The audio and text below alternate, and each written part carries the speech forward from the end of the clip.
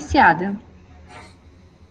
Mais uma vez, boa tarde a todos. Estamos na segunda parte da tarde do dia 8 de outubro de 2020 e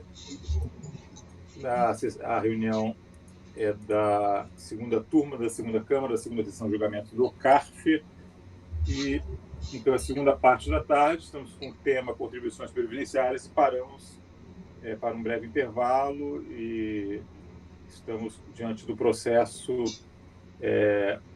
187, Pax Real do Brasil, e houve uma vista bem positiva. Eu gostaria de saber se são todos aptos a votar ou querem fazer uma consideração, ou se permanecem em vistas coletivas. Essa seria a minha primeira pergunta.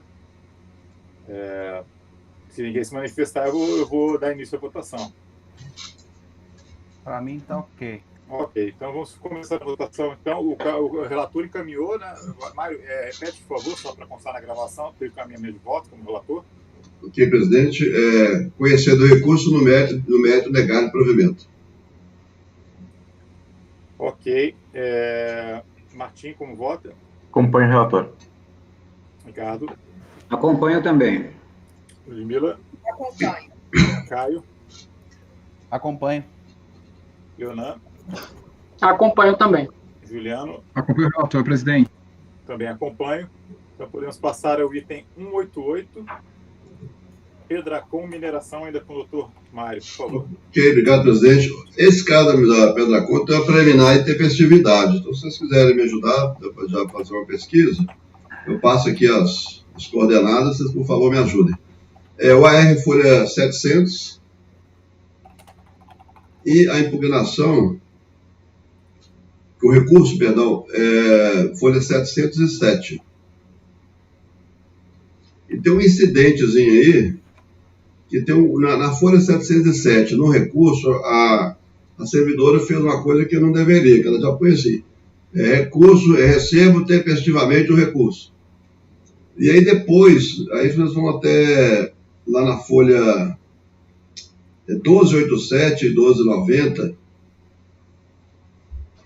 já tem uma outra despacho lá falando que o Plenos, que era o sistema da Previdência, né, tinha comandado errado no Plenos, ou o Plenos calculou errado, e a data do final do recurso não seria a data que ele protocolizou, e sim a data anterior. Mas isso para a empresa não representa nada, porque ela não recebe essa informação do Plenos.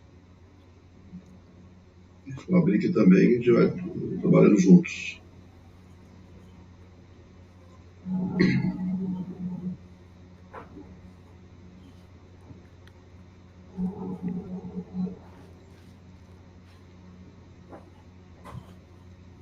Mário, me desculpe, são dois, porque o primeiro seria o caso de... São dois arquivos, que é o primeiro que estamos, né? Dois arquivos 188. Sim, o primeiro... A intempestividade, né? O segundo, mas é a mesma coisa, o segundo só tem a complementação do voto, né?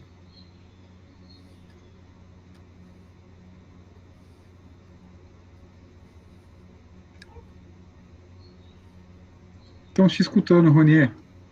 Você acha que essa tempestividade é polêmica? Né? Qual realmente essa cautela foi?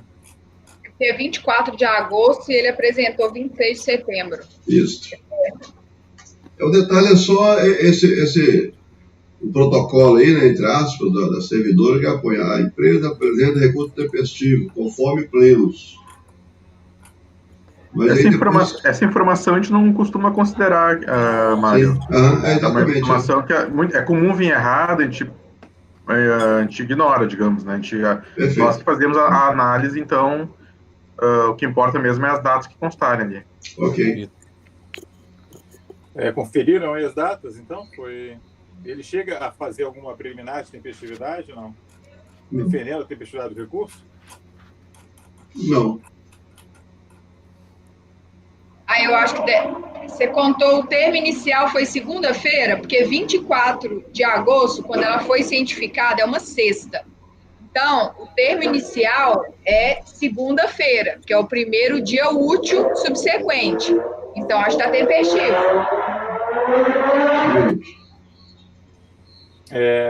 Vamos conferir aí, gente. Vamos conferir. Já que está discutindo essa polêmica, vamos dar 2007, tá? Vamos lá. Calendário 2007. Entra no Google. Calendário 2007. Na minha conta aqui é intempestivo. Porque agosto tem 31 dias, também tem esse detalhe, tá? Dá dia 25. Mesmo contando do dia... Começa realmente na segunda-feira, dia 27, mas 30 dias dá dia 25, uma terça. Isso, no despacho eu coloco, né? Correto. De acordo com o Caio e Ludmila também. Eu coloco aqui, ó, protocolo dia 26, com a foto de estado, né? Passado 31 dias da data da intimação. Não, na verdade eu tenho que melhorar isso aqui, também, então, será a segunda, né? Também contei 25. Só estabelece melhor o termo inicial aí, porque como foi sexta. Exatamente. O padrãozinho assim, foi cientificado na data tal, que é uma sexta-feira, e aí foi o prazo se esgota no dia tal, que é uma quinta-feira, que é uma quarta e tal. Então excede o prazo de 30 dias. Assim, mas é bom circunstanciar o dia da semana, até para facilitar o trabalho aqui na sessão, né? Eu sei que... Tranquilo, eu conserto aqui. Tá ok? Então, okay. Tempestividade. Vamos passar a votação. Martim. Acompanhe o relator. Acompanhe o relator.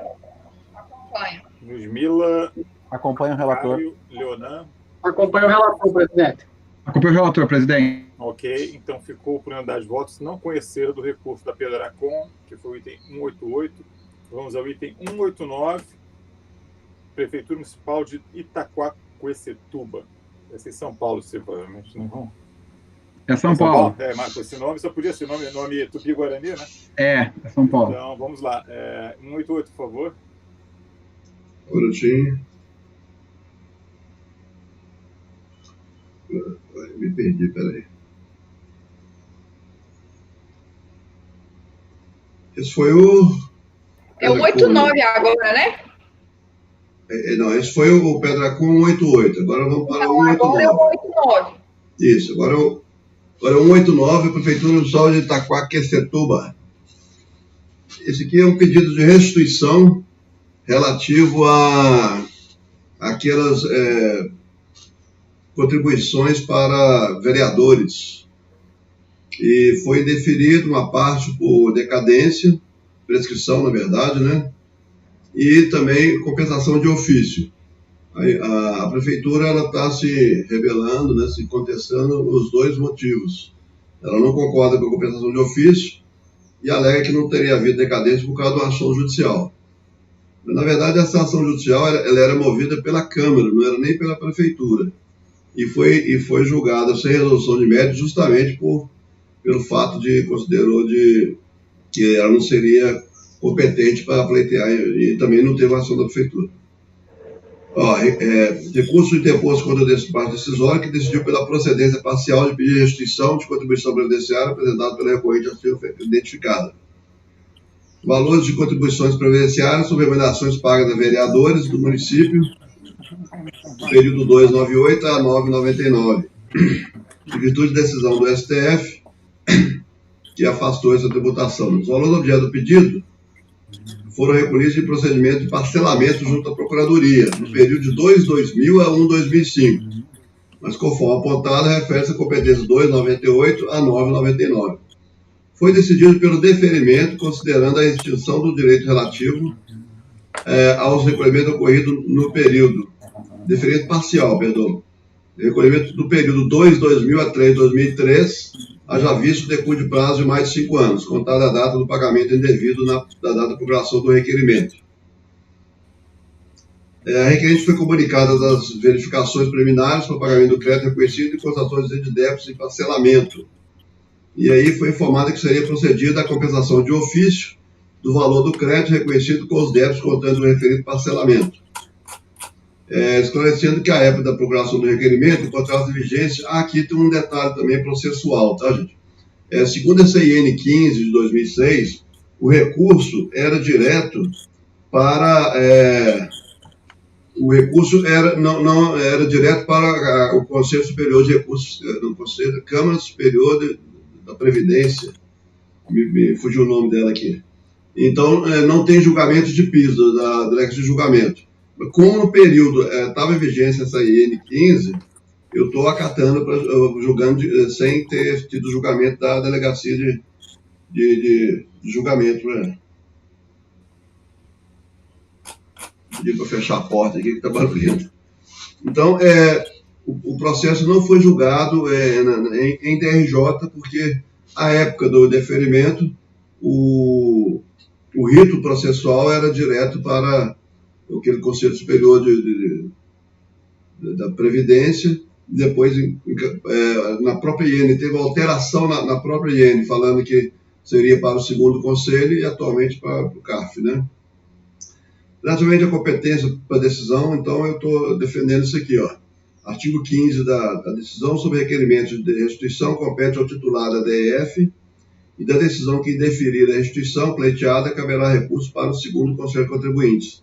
Isso era a regra vigente no período de deferimento, tá? Então, veio direto para, na época, o segundo Conselho e agora no CAF. Portanto, nos termos do artigo 15, 17 a serem reproduzidos, no presente caso, a análise de decisão quanto à restituição competia a DEF Guarulhos, com a possibilidade de apresentação de recurso por parte do requerente, cabendo ao instituto segundo Conselho de Contribuintes a análise do recurso. A atribuição é essa atualmente da segunda sessão de julgamento desse Conselho. A contribuinte, a Prefeitura, apresentou recurso, né, então, direto, onde alega inicialmente a suspensão da atividade do crédito tributário em decorrente de um mandado de segurança que afirma por ela impetrado, objetivando, além da concessão da medida liminar, a suspensão da exigibilidade e a abstenção da autoridade impetrada em cobrar as contribuições devidas em razão do que dispunha a Lei 9.506/97, por entender inconstitucional. Na sequência, no que se refere à prescrição, advoga que teria havido a interrupção, também em decorrência do referido mandado de segurança. Quanto à comunicação de compensação de ofício, requer revisão de decisão, haja visto que, segundo seu entendimento, essa somente poderia se ativar quando requerida e pelos débitos apontados pelo requerente. Para bem espelhar o recurso apresentado, passa a reproduzir, mas eu exploro lá mais no final depois. Juntamente com a peça recursal foram anexados certidão relativa ao agravo instrumento no processo judicial 2003-4136, decisão relativa ao agravo, petição inicial relativa ao mandado de segurança de 99.60669, decisão de denegação da liminar relativa ao mandado de segurança, informação prestada pelo gerente executivo do INSS nesse mandado relativo ao mandado de segurança, manifestação do Ministério Público, despacho de redistribuição do processo e decisão de mérito, prolatada pela 26ª Vara Federal de São Paulo. O relatório passa para o voto. No recurso ora sobre análise, a principal tese de defesa baseia-se no mandado de segurança que afirma a recorrente estar movendo apontada como facultado corator o gerente executivo do INSS em São Paulo. Caso procedente da afirmação, seria hipótese de aplicação do dispor na súmula CAF número 1, né, que seria a renúncia à instância administrativa. Entretanto, verificando os autos do referido processo judicial apresentados pela pró recorrente, a gente faz consideração o fato de que consta como impetrante a Câmara Municipal de Itaquaquecetuba e não o município de Itaquaquecetuba, que é o sujeito passivo das contribuições sociais e requerendo o requerimento de restituição. Tal fato, inclusive, resultou no julgamento pelo Tribunal Regional Federal da Terceira Região pela ilegitimidade ativa da impetrante, sendo encerrado o processo. Essa decisão já transitada e julgada em 16 de 1 de 2009, conforme eu estou tirando extrato aí que eu estou apresentando. Sem razão, portanto, os argumentos articulados pela recorrente quanto à suspensão da atividade do crédito tributário, assim como de interrupção da contagem de prazo da prescrição, posto que sequer consta como impetrante no último citado mandado de segurança, em que pese o fato do mesmo ter sido extinto sem julgamento de mérito. Correto assim o procedimento adotado pela autoridade fiscal ao analisar o requerimento, ao considerar extinto o direito de pleitear a restituição relativamente ao período anterior a 4 de 2013, posto que decorridos mais de 5 anos da data dos pagamentos, contados da data de protocolização do pedido, 15 de 4 de 2008, conforme o artigo 168, combinado com o artigo 65 do CTN. Também em razão a recorrente quanto à resignação relativa à compensação de ofício consignada na intimação do CEORT. Afirma a recorrente que referida compensação somente poderia se operar se e quando requerida e pelos débitos que o interessado pleiteasse, nos termos do artigo 1º, parágrafo único e 2º do Decreto 2138, de 97. A simples leitura do referido artigo e parágrafo, reproduzido pelo interessado em seu recurso, esclarece a questão. E aí eu vou ler o parágrafo único. Obrigado. A compensação será efetuada pela Secretaria a requerimento do contribuinte ou de ofício, mediante procedimento interno observado o dispor desse decreto. O comando do órgão reproduzido do parágrafo único é por demais esclarecedor, no sentido de que a compensação pode ser efetuada a requerimento do contribuinte ou de ofício, mediante procedimento interno. Foi expressamente informada a recorrente a base normativa que fundamenta tal compensação, qual seja, além do decreto 2138, o artigo 7 do decreto-lei 2287, os quais a reproduzo.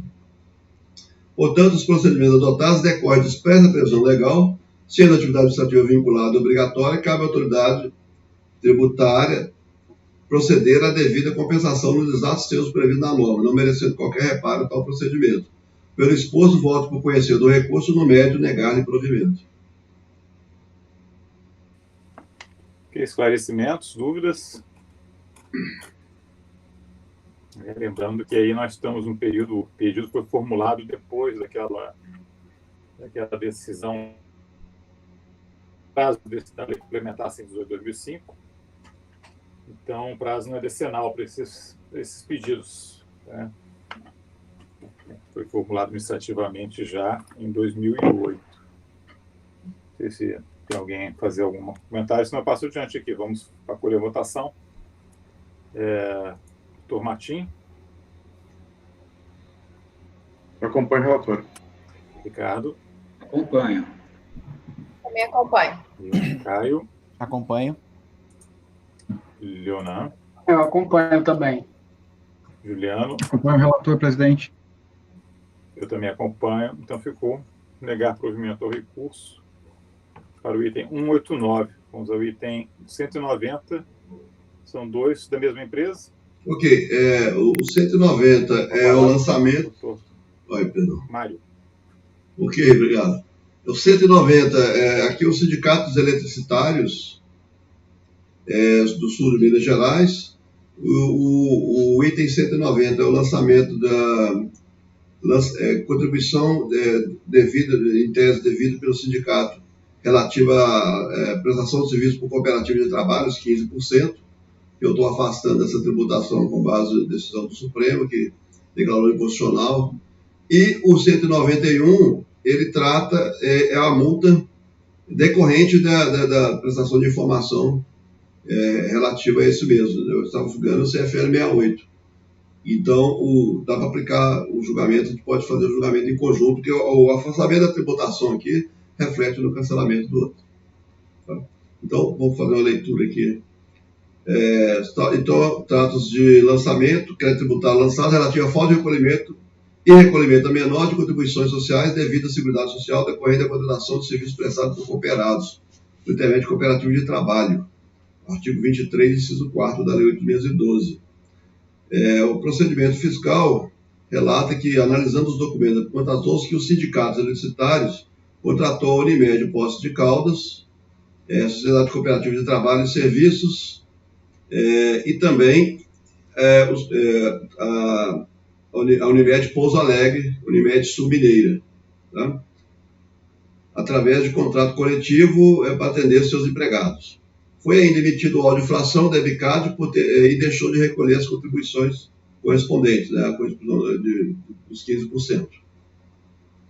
Foi emitido o audio-infração da EBICAD 37067, que é o item 191, por ter deixado atuar de informar em GFIP as bases de cálculo providenciárias decorrentes dos pagamentos de faturas emitidas pela Unimed Poços de Caldas e por ter informado em GFIP retificadas, após a liquidação fiscal, as bases de cálculo providenciárias decorrentes das faturas emitidas pela Unimed Sul Mineira, ou pela omissão das informações dessas GFIP.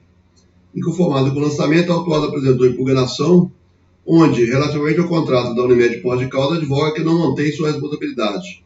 Sob sua responsabilidade, o alegado contrato de prestação de serviço com a Cooperativa de Trabalho Médico, não suportando assim o ônus do pagamento dos serviços prestados. Assim, o ônus é suportado pelo associado, que efetua os pagamentos via desconto em folha. Acrescento que a inclusão do associado como usuário do plano de saúde se dá mediante adesão por termo de responsabilidade. Quanto à atuação relativa ao contrato com a Unimed Sul Mineira, informa que reconhece os valores da diferença lançadas nos meses 04, 9 e 12, incidentes sobre as faturas emitidas pela revista empressadora, tendo sido devidamente incluídos em GFIP retificadora e recolhidos, anexando documento para comprovação. Ao final, questiona a taxa de juros e taxa Selic. A impugnação foi considerada improcedente, né, e foi mantido o lançamento na sua totalidade. Foi apresentado recurso voluntário, onde ela repete a defesa somente com relativo a uma Unimed, sendo que a outra ela já tinha reconhecido lá. Então ela só se defende relativo a Unimed posse de causa. Passa ao voto. Refere-se a exigente de recolhimento de 15%, conforme relatado no presente lançamento, refere-se a exigente de recolhimento de 15% sobre o valor bruto das nossas casas faturas, a título de contribuição previdenciária a cargo do tomador do serviço prestado por cooperados por intermédio de cooperativo de crédito, no sentido do artigo 22, inciso 4 da Lei 812. Ocorre que tal disposição legal foi julgada inconstitucional pelo plenário do Supremo em sessão realizada no dia 23 de 4 de 2014, sobre repercussão geral no recurso especial 595838. Corroborado, o que foi corroborado no julgamento dos embargos de declaração oposta pela Fazenda, ocasião que foi rejeitado o pedido de modulação dos efeitos.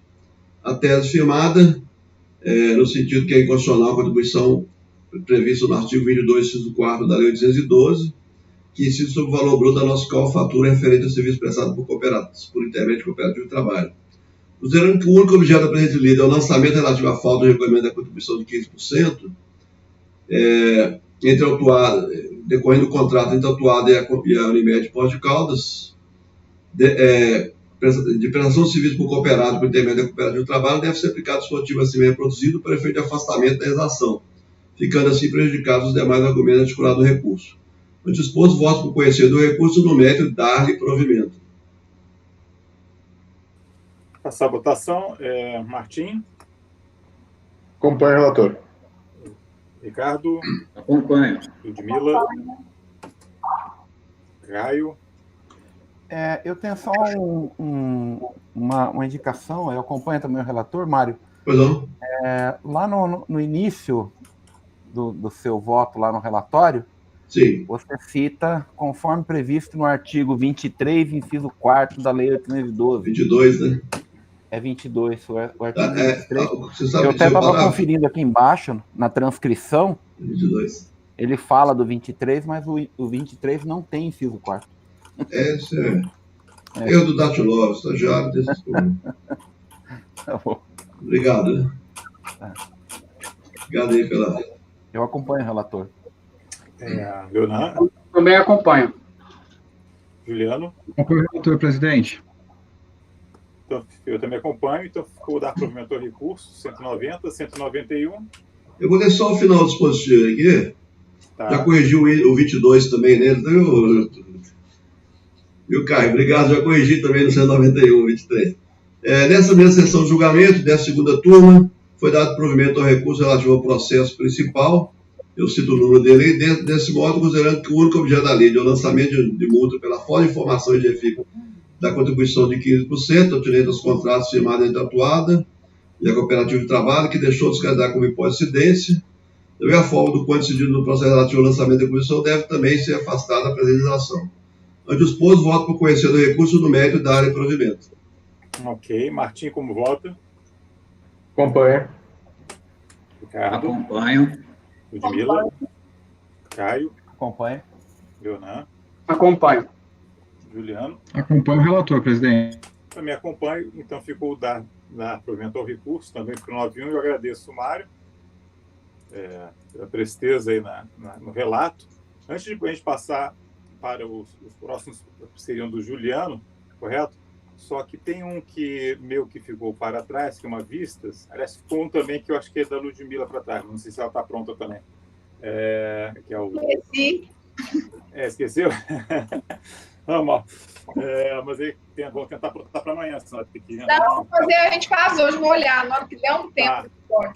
Então ficou um aqui que é o meu... Qual o número mesmo? É o número... item da pauta é o 159, tá? Vou recordar brevemente a situação. Vamos tentar encerrar agora, também, aí votar. É um contribuinte que recebeu rendimentos de duas fontes pagadoras, uma dessas fontes pagadoras ele é sócio, correto? E aí foi aplicada a fiscalização, e não houve recolhimento do imposto por essa fonte pagadora, da qual ele é sócio, e aí a fiscalização glosou, considerou inválida, não comprovada essa retenção, não tinha nem recolhimento no caso, e com base naquele decreto, eu acho que não houve muita polêmica em relação a isso, até tem vários precedentes bastante tranquilos em relação a isso, e enfim. E aí tem uma outra fonte pagadora. Essa outra fonte pagadora, ele não é sócio, não é uma pessoa relacionada. Ele informou na declaração de pessoa física que tinha sido retido um determinado valor, e então caiu em malha, porque a Receita Federal olhou, não tem recolhimento. E aí ele foi chamado para se explicar, e aí ele trouxe um comprovante de rendimentos de imposto sentido da fonte, aparentemente emitido por essa fonte pagadora, correto? Acontece que nas declarações transmitidas por essa fonte pagadora à Receita Federal não consta nenhuma retenção para esse beneficiário, nem DCTF, nem DIF. Tem as duas, estão documentadas nos autos. Então, o que a gente tem em termos de documentação nos autos é isso. A gente tem um comprovante que ele tem um comprovante lá, que foi um particular que deu para ele, a pessoa jurídica deu para ele, tá? E tem as duas declarações que essa empresa transmitiu para a Receita Federal, tá? Está na página 51 a 53, alguma coisa assim. Tem DCTF, aliás, DCTF, ele sequer não tem nenhum recolhimento de imposto de renda na fonte para aquele período lá, para ninguém. Não reteve, não recolheu e não reteve, tá? Isso fica bem claro, correto?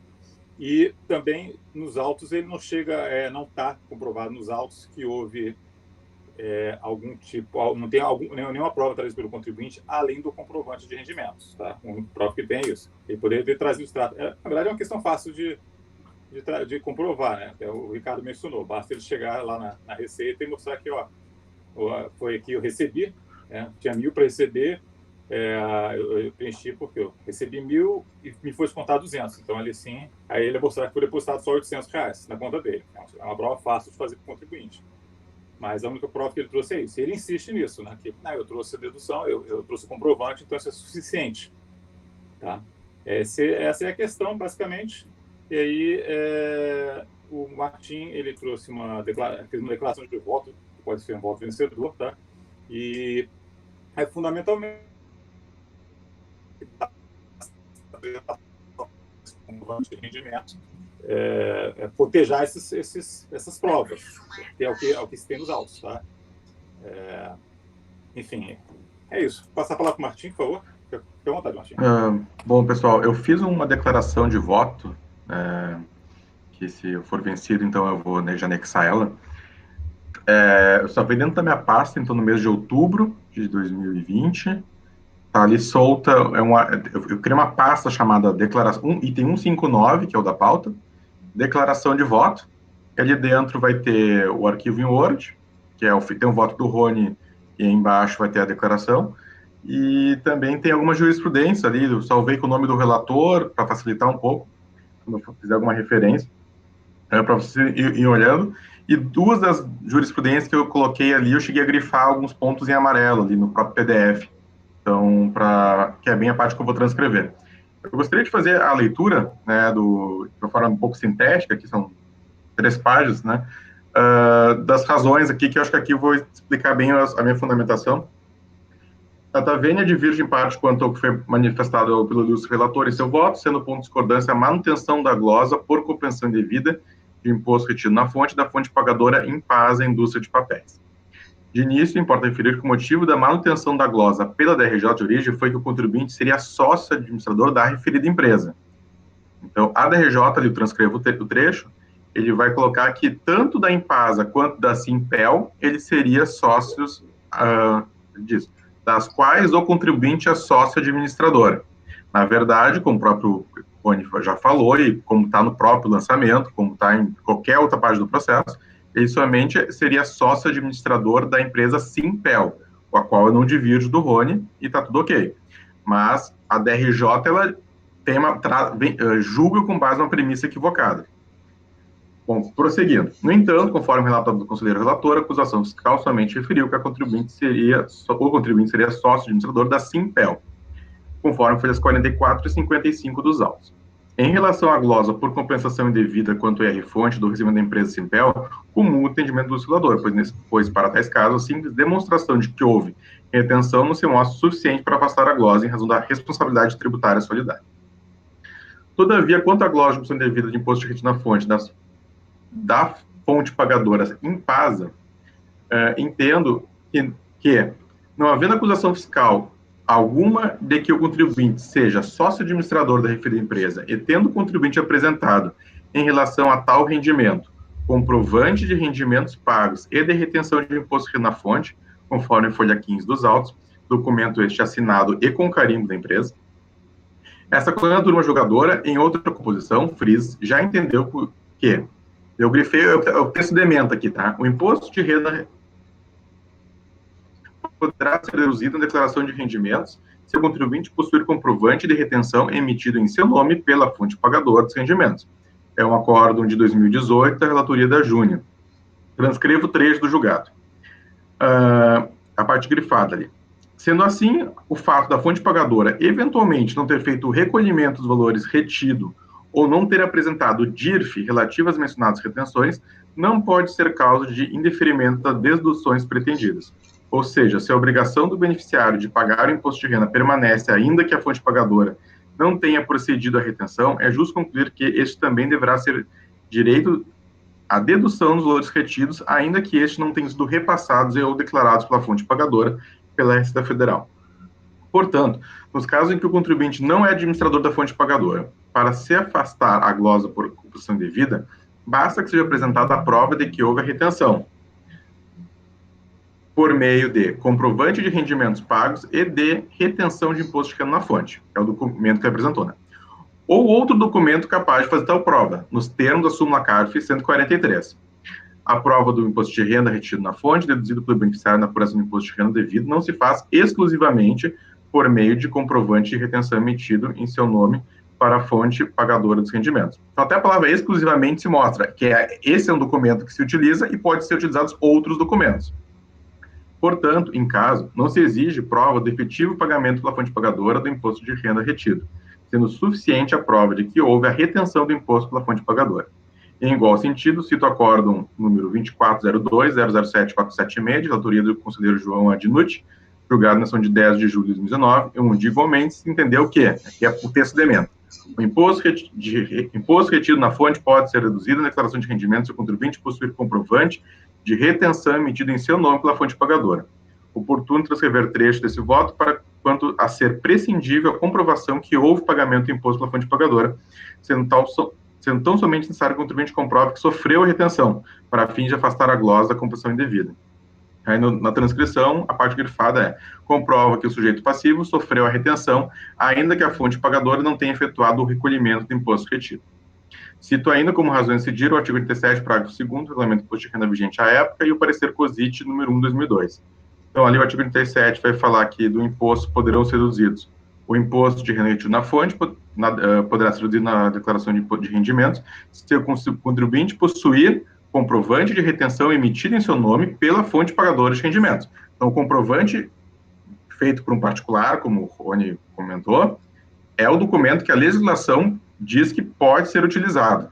E a súmula do CARF diz que esse documento pode ser este e outros. Ou seja, este é suficiente, mas outros também podem ser, caso esse não tenha, porque nem sempre o contribuinte tem esse documento. Se tiver outra prova, como extrato bancário, também seria uma prova a ser possível. O parecer COSIT deixa bem claro que deve ser cobrado esse imposto. Diz ali, o imposto retido e não recolhido, responsabilidade e penalidade. Ocorrendo a retenção e o não recolhimento do imposto, serão exigidos da fonte pagadora o imposto, a multa e o ofício, e o juro de mora, devendo o contribuinte oferecer rendimento à tributação e compensar o imposto retido. Desta forma, nos termos do parecer COSIT 1 de 2002, ocorrendo a retenção e o não recolhimento do imposto, serão exigidos da fonte pagadora o imposto, a multa de ofício e o juro de mora, devendo o contribuinte oferecer rendimento à tributação e compensar o imposto retido. Ademais, cito o acórdão de minha relatoria, no qual apreciei a matéria, contudo, no caso abaixo, diversamente que ocorre nesse, o sujeito passivo não havia realizado a prova da retenção. mas o texto da emenda é o mesmo. É o comprovante de rendimento, documento hábil, em razão de sua própria natureza, para comprovar o valor dos rendimentos pagos e do imposto de renda retido na fonte. Ausente prova da regularidade da compensação, é cabível a glosa do valor indevidamente compensado.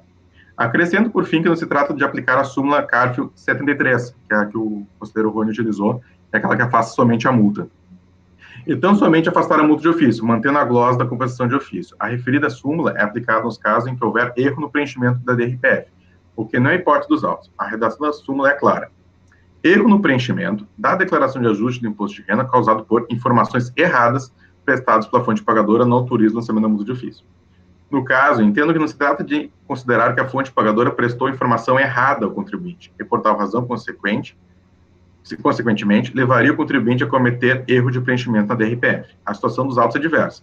Foi realizada a retenção do valor pela fonte pagadora, tendo ela fornecido ao contribuinte comprovante de rendimentos pagos e de retenção de imposto na fonte, comprovando tal retenção, não havendo informações nos autos em sentido oposto, ou seja, que o contribuinte recebeu o valor bruto sem desconto do IR-fonte. Assim, verifica-se que, tendo o contribuinte sofrido o ônus da retenção, não teria ela a disponibilidade do valor que foi descontado a título de... não teria ele a disponibilidade do valor que foi descontado a título de IR-fonte, cujo valor permaneceu, em razão da retenção, com a fonte pagadora, devendo ser cobrado dela tal valor, com multa e ofício e juros de modo. Antes posto, voto por dar parcial provimento do recurso voluntário para restabelecer a dedução de imposto de renda retido na fonte, declarado em relação à fonte pagadora em paz, a indústria de papéis, no valor de R$ 6.041,16. Acho que é isso. Não, assim, eu não quero ficar também num exercício de réplica, né? Porque eu acho que também, até pelo adiantado da hora, e não é o caso aqui, né?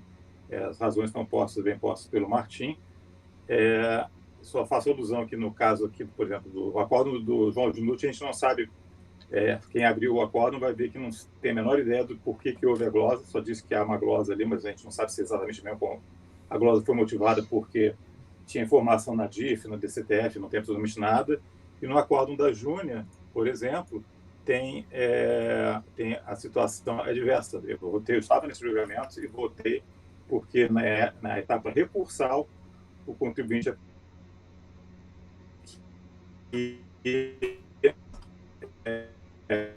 comprovável o pagamento de que ele havia recebido valores. Nós pegamos só a etapa recursal. Oi? Nós pegamos só na etapa recursal aí. Não, eu ouvi o Rony perfeitamente. Eu ouvi bem também, mas acho que você deve repetir para o Mário, então, por favor. Não, dizendo que esse julgamento da Júnia, por exemplo, né? É que se a gente vai abrir os precedentes, a gente tem que ver se também esse precedente se adequa exatamente aqui. Por exemplo, o julgamento da Júnia, primeiro que eu abri, é um julgamento que eu estava presente e foi, o contribuinte ele falou que foi, ele chegou a dizer que ele recebeu menos, recebeu descontado, ele afirmou, e além disso foi juntado pelo próprio contribuinte outros documentos na fase recursal corroborando a informação que tinha da retenção. Inclusive, a própria DIF dizia que houve retenção. Está ali na folha 51 daquele PDF, tá? No caso, a folha 4 do PDF. Então, se começar a abrir aqui, desculpa, Martim, mas assim, a gente vai ver que talvez os precedentes não sejam exatamente os mesmos. Justamente, eu olhei mais ou menos uns 40 precedentes hoje pela manhã, eu selecionei uns 7, nenhum caso nunca vai ser igual, né, até porque nem sempre o relator expõe tudo no voto, né? Claro. E assim, a jurisprudência em todas as turmas é unânime nesse entendimento que eu falei, que a comprovação de rendimentos, o comprovante de rendimentos é suficiente. Não é porque tem um outro documento a mais que não diz que aquele documento é suficiente. A própria súmula do CARF, ela diz que a prova não precisa ser exclusivamente por meio daquele documento, mas, ou seja, aquele é o documento que se faz a prova, podendo haver outros. Eu vou dar um exemplo. Um caso que eu não trouxe como precedente aqui, que eu julguei, mas eu não trouxe, porque achei que não era bem o caso. O contribuinte não trouxe o comprovante de rendimentos e de retenção na fonte. Ele trouxe uma declaração da Prefeitura Municipal. Não é o comprovante, não é o termo oficial, mas a declaração da Prefeitura Municipal serviu como prova. Então, às vezes, a prova pode ser feita além desse comprovante. Claro que pode. Mas, nesse caso, o comprovante não é o meio da prova? Oi? O comprovante não seria o meio da prova? O comprovante é o meio da prova que está sendo contradito por duas informações oficialmente prestadas pela empresa, DIF e DCTF. Eu entendo assim, e também a questão da súmula tem que olhar os precedentes e ver se exatamente se adequa aos casos concretos. Sempre falei isso, não basta ver o enunciado da súmula. A súmula tem que ser interpretada de acordo com seus precedentes. Né? É enunciado literal, diferente de um enunciado legal que pode ser cabível, é uma interpretação literal. Tá? Bom, eu gostei do acho que são uma posse razões. Para mim, eu acho que é pouco temerário que o contribuinte chega, de repente, com um documento qualquer, a empresa declara, olha, não houve retenção nenhuma, não houve nada, mas o contribuinte chega com um comprovante, com valor lá, e sabe, a gente aceita assim, sem nem baixar a resolução para ver. Aqui não é um documento qualquer, aqui é o documento oficial para comprovar, né? É o informe de rendimento. Tudo bem, mas olha só, concorda que os dois documentos estão dizendo coisas diferentes? São dois documentos, tem DIRF e DCTF, dizendo que que o contribuinte não foi retido. Aí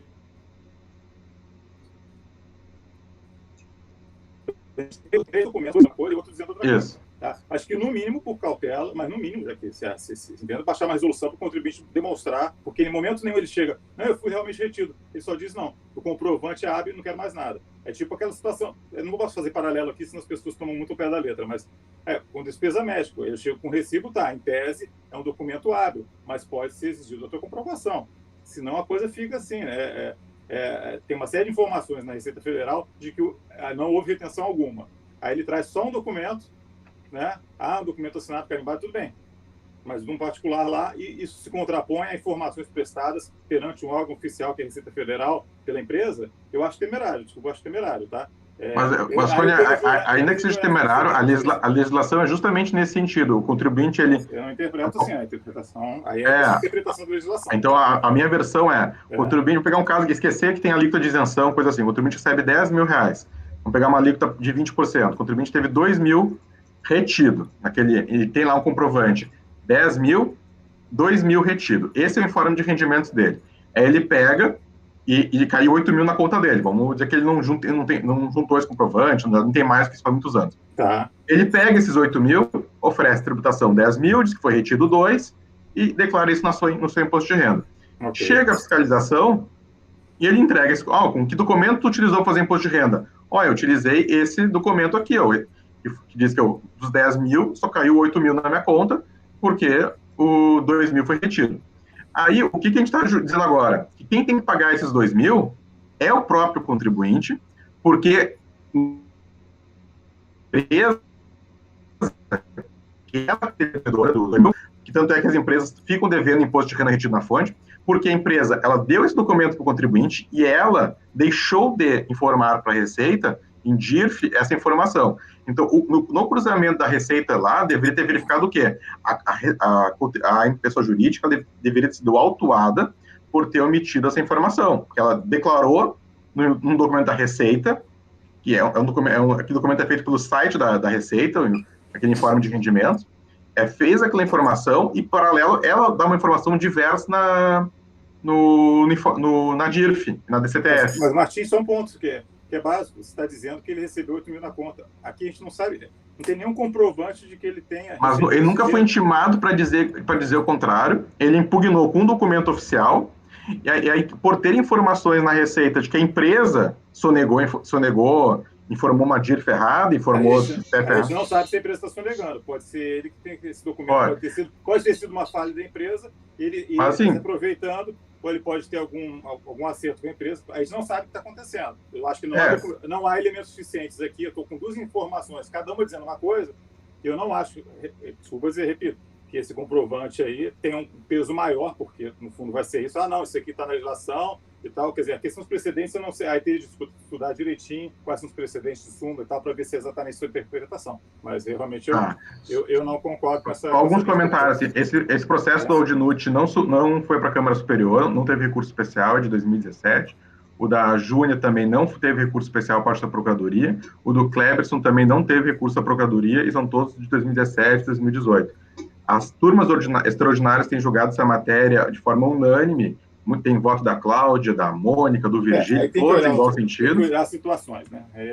Eu fiquei de manhã fazendo isso. E só para citar de novo o que a Júnia fala no voto dela. Sendo assim, o fato de a fonte pagadora eventualmente não ter feito o recolhimento dos valores retidos ou não ter apresentado a DIRF, que é bem o caso dos autos, relativa às mencionadas retenções não pode ser causa de indeferimento das deduções pretendidas. Então, assim, eu acho que já fizemos a réplica e tréplica aqui, eu acho que agora... Sim. Eu acho melhor votação para ser produtivo. Isso. Ok. Vamos votar, então. Juliano, quer fazer uma parte aí? Eu quero pedir vistas do processo. Quer pedir vistas? Quero. Tá bom. Tem que votar o pessoal antes, só, né? Tem que chegar antes. Então, vamos fazer o seguinte, o Mário pode pedir vistas. Eu tenho só uma vista coletiva. Acho que é melhor que quem quiser fazer ainda eventual pesquisa jurisprudencial, mas eu faço só essa ressalva. Tem que ver se o caso concreto se adequa e, independentemente, também questão de convencimento, né? Ok, pode ser? Vamos fazer a votação? Doutor Mário, como vota? Por mim, eu vou fazer o pedido de vista, então, e se eu puder converter para coletivos. Então, eu converto em vista coletiva, então, e vamos voltar ao item... Vamos prosseguir. A Ludmila chegou a fazer o acerto? Não, acho que não, né? Fez? Do item 174? Não, era uma dúvida do Mário, que ele fala o seguinte, que ele, em sede de recurso, eles suscitam uma questão do momento desse recebimento dessas sacas de soja, que a gente também não sabe, não tem comprovação nos autos, direito, nenhum os valores não estão bem consubstanciados. Aí o conselheiro Mário questionou se essa matéria tinha sido trazida em impugnação. Olhei a peça impugnatória e não tem. Era uma peça genérica, isso foi uma complementação de argumentação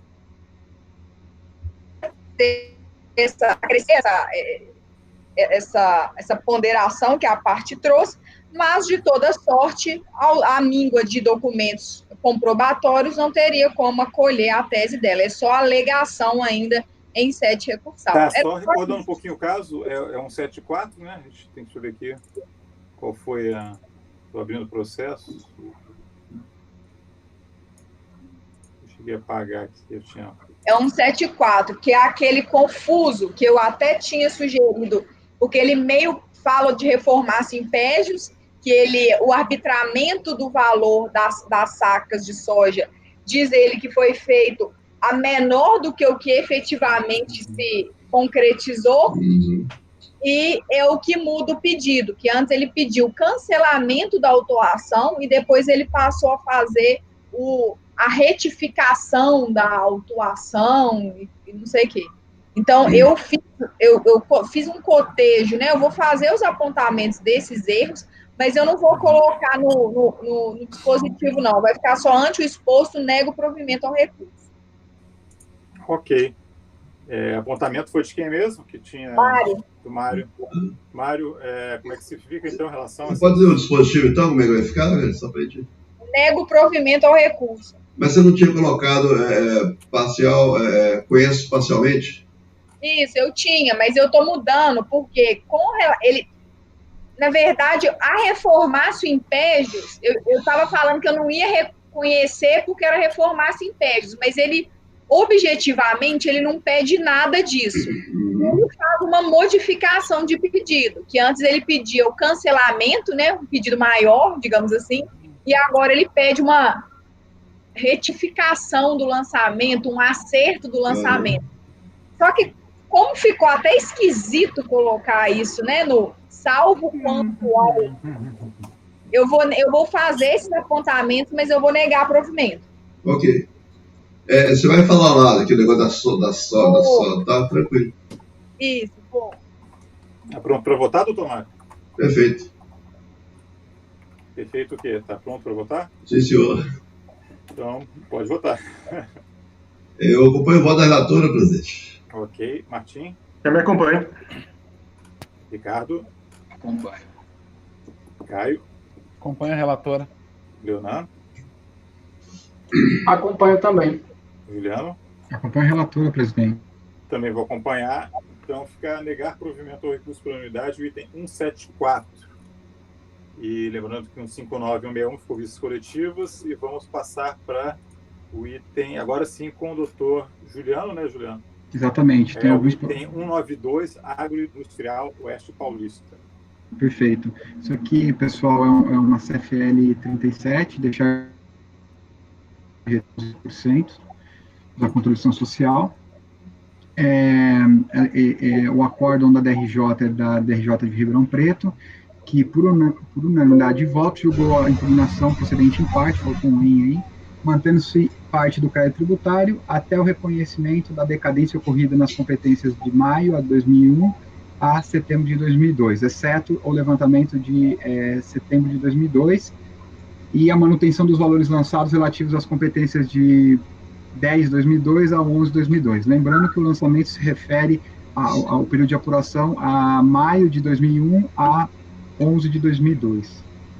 Eu vou diretamente para o acórdão, que já estão todas as questões apuradas lá, né?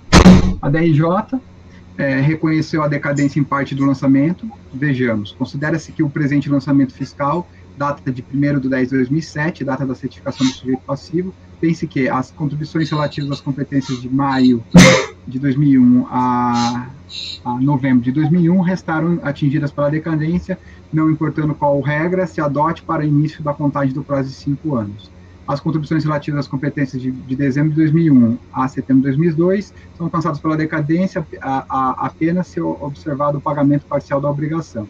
Assim, em consulta realizada ao sistema informatizado institucional em 30 de 7 de 2009, folhas 570, verifica-se que a empresa recuperadora de equipamentos não efetuou qualquer recolhimento referente à competência de setembro de 2002, de modo que o crédito lançado relativo a este período sujeita-se à regra de início de contagem de prazo decadencial previsto no artigo 173, inciso 1 do CTN, com encerramento dos 5 anos em 31 de 12 de 2007, devendo ser mantido o lançamento referente antes dessa data e integrar o levantamento da L12, em L12. Para as demais situações compreendidas entre dezembro de 2001 a setembro de 2002, verifica-se o sistema informatizado institucional o pagamento parcial das contribuições por parte da prestadora de serviço, aplicando-se a regra do artigo 150, parágrafo 4º do CTN, caracterizando-se a decadência. As contribuições relativas às competências de outubro de 2002 a novembro de 2002 não restaram atingidas pela decadência, independentemente da regra utilizada para o início da contagem. Isto posto, subsistem na presente NFLD as contribuições relativas às competências de setembro de 2002 e as competências de outubro de 2002 e novembro de 2002. Vamos lá, segundo item. A DRJ, considerando o período alcançado pela decadência, aponta que as restou prejudicada a análise das controvérsias atinentes a outro tópico, como, por exemplo, a dispensa de retenção para a apresentadora dos serviços optantes pelo Simples, nas competências de janeiro de 2000 a agosto de 2002. O lançamento referente a este período já foi excluído em virtude do reconhecimento da decadência, permanecendo apenas análise constante em relação aos serviços prestados pelas empresas recuperadoras de equipamentos, levantamento L12 e BS Indústria, levantamento L15. Em relação às controvérsias remanescentes, o colegiado da primeira instância administrativa de tributos federais indica que se trata de serviços tomados pela hora recorrente de desmontagem, levantamentos L12 e L15, expressos nas notas fiscais de folha 57, 65, 73 e 81, os quais sujeitos à retenção de 11% nos moldes do artigo 31 da Lei 8.202/91, quando prestado sob a modalidade de cessão de mão de obra nos termos do inciso 16 do parágrafo 2º do artigo 219 do decreto 3.048 de 99, regulamento da Previdência Social. Em relação ao período ao pedido de perícia, entende que o requerimento de produção de perícia nos termos do artigo 16, inciso 4º do decreto 70.235 e artigo 70, inciso 4º da portaria 10.875, merece ser indeferido, pois a realização de prova pericial condiciona-se à sua imprescindibilidade e à viabilidade, cabendo à autoridade julgadora indeferir quando entender necessário. Por fim, quanto à alegação da notificação de que efetuou o recolhimento de parte das contribuições lançadas, não cabe no presente julgamento qualquer análise a respeito, posto que a alegação não representa a questão controvertida dos autos, mas somente o reconhecimento da empresa em relação às partes do crédito lançado, ficando a cargo da DRF de origem efetuar as providências quanto ao aproveitamento dos valores recolhidos.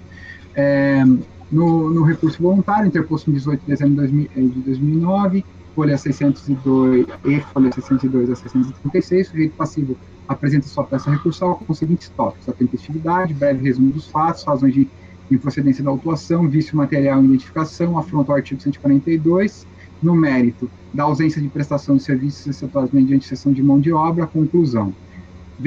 Vejamos o descrito no tópico da conclusão do recorrente.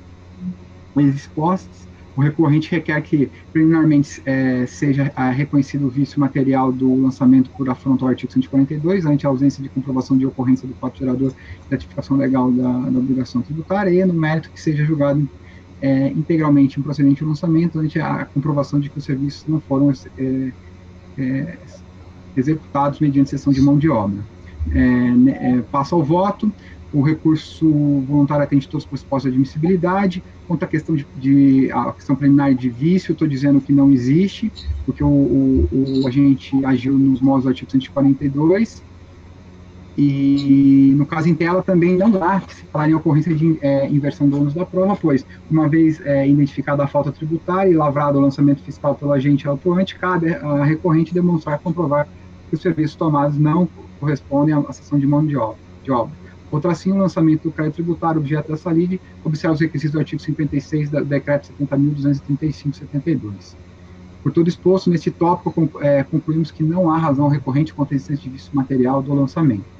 Da ausência de prestação de serviços excetuados mediante cessão de mão de obra, o recorrente inicia suas alegações de mérito, transcrevendo vários dispositivos pertinentes à matéria. Em análise, conclui que, de acordo com os dispositivos mencionados, caracteriza a cessão de mão de obra, o gerenciamento, colocação à disposição subordinação do contratante. Para o contratante, o serviço de mão de obra fornecido pela prestação de serviço, sendo que, no caso em tela, os serviços contratados por ela e desmontagem da instalação da empresa, embora necessários à atividade da empresa, é a manutenção da respectiva fonte produtora, não possui qualquer relação com a atividade de fim desenvolvida por ela, que é de fabricação, comercialização, importação e exportação de álcool etílico, carburante e seus derivativos, açúcares, aguardente, melaço e subprodutos da cana-de-açúcar, bem como os produtos da produção de energia.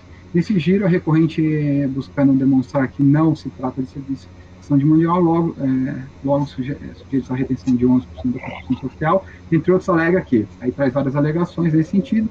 Pois bem, entendemos que a recorrente não trouxe aos autos comprovação de que os serviços tomados por ela, dentro das suas dependências, não se referem à cessão de mão de obra, nem que os funcionários das prestadoras de serviços não estavam subordinados às suas coordenações e gerência. Destaque que entendemos não ser suficiente a alegação da recorrente de que as notas fiscais de folha 57, 65, 73 e 81 são suficientes para demonstrar que não se trata de serviço de cessão de mão de obra. As alegações da recorrente são realizadas sem a devida comprovação, bastaria a recorrente apresentar os contratos de prestação de serviço que delimitam a relação entre a recorrente e as contratadas, para demonstrar que os serviços não foram contratados como cessão de mão de obra. Porém, a recorrente não traz aos autos esses contratos, nem em sede de impugnação ou em seu recurso voluntário. Poderia trazer para rebater o correto apontamento constante do acordo da DRJ sobre o caso. Aí eu cito. Desta forma, entendemos não haver razão à recorrente. Ante o exposto, voto por negar provimento do recurso. Esse é meu voto, presidente. Obrigado. Dúvidas, senhores?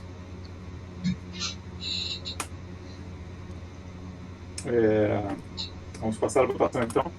Mário? Acompanhe o voto do relator, presidente. Martim? Acompanhe também. Caio? Caio não, Ricardo? Ludmila. Opa! Ludmila? Caio? Acompanhe. Leonan? Acompanho também. Eu também acompanho. Então ficou... Ricardo, eu falei o Ricardo, ele não viu? Mas eu não falei, acompanho. Não falou? Eu estava procurando o botão aqui. Não... Então, foi por causa do botão. Como é que vota então, Ricardo? Acompanho. Acompanha? Acompanho. Também acompanho, então ficou unanimidade de votos, negar o recurso. 193, por favor. 193, esse caso aqui é uma CFL 68, Só que eu estou trazendo porque ela foi alcançada diretamente pela decadência. Então, eu vou diretamente para o ponto da decadência, porque eu não tenho os principais, mas ela está totalmente decaída. Então, eu trouxe aqui para o julgamento, tá, presidente? Eu vou diretamente à decadência, se vocês não se importarem. Por favor. Ele é admissível, tá? Eu vou falar da decadência. A recorrente alega em seu recurso voluntário a ocorrência de decadência, considerando que o período fiscalizado compreendeu as competências de janeiro de 1996 até janeiro de 2000, e sua certificação do lançamento ocorreu em 19 de dezembro de 2006, mais de 5 anos após o período da fiscalização. Aduz que esta sua alegação está respaldada na decisão do STF, no sentido de considerar inconstitucional o parágrafo único do artigo 5º do decreto 1569/77 e artigo 45 e 46 da 8.812. Nesse giro, aí eu cito todas nossas questões já passadas da súmula 8 do STF e vou diretamente às conclusões, tá? Na situação em foco, o período fiscalizado compreende as competências de janeiro de 1996 a janeiro de 2000, vide folhas 28. Ora, se considerarmos que a competência mais recente objeto do lançamento refere-se a janeiro de 2000 e aplicarmos a regra do disposto no inciso 1 do artigo 173 do CPN, que estabelece que o direito da Fazenda Pública é constituir o crédito tributário extingue-se após 5 anos contados do primeiro dia do exercício seguinte àquele em que o lançamento poderia ter sido efetuado, considerando ainda que, como início da contagem, o primeiro dia do exercício seguinte, em que no caso é 1º de janeiro de 2001, bem como que o prazo final para se efetuar o lançamento seria 1º de janeiro de 2006, 1º de janeiro de 2006, concluímos que realmente o lançamento em questão foi alcançado pela decadência, uma vez que a recorrente tomou ciência da infração em 19 de dezembro de 2006, e folhas 2. Desta forma, devido ao transcurso do prazo superior a 5 anos, considerando a contagem a partir do primeiro dia do exercício seguinte a qual a autoridade fiscal poderia efetuar o lançamento, 1º de janeiro de 2001, os moldes do inciso 1º do artigo 173 do CTN, tendo em vista que a recorrente teve ciência do lançamento em 19 de dezembro de 2006, e folhas 2, confirma-se o lançamento foi alcançado pela decadência. Ante exposto, voto por dar provimento ao recurso para reconhecer a ocorrência da decadência em todo o período lançado. Ok. Passar a votação, então. Eu dei uma conferida aqui já. Mário? Acompanhe o relator, presidente. Martim? Acompanha o relator. Ricardo? Acompanha. Ludmila? Leonan? Acompanha. Acompanha o relator. Juliano, já é o relator. Então, eu também acompanho. Ficou dar provimento ao recurso pela unanimidade. Vamos ao item 194, né? Não, o item 194, o interessado é a Fundação Gerdau, é um embargo de declaração. Vou ter que ler um pouquinho mais para todos ficarem cientes aqui, tá bom? Vou diretamente aqui. Trata-se de embargos de declaração opostos pelo contribuinte, e folhas 1437 a 1443, com fundamento no artigo 65 do Regimento Interno do CARF, aprovado pela Portaria 313.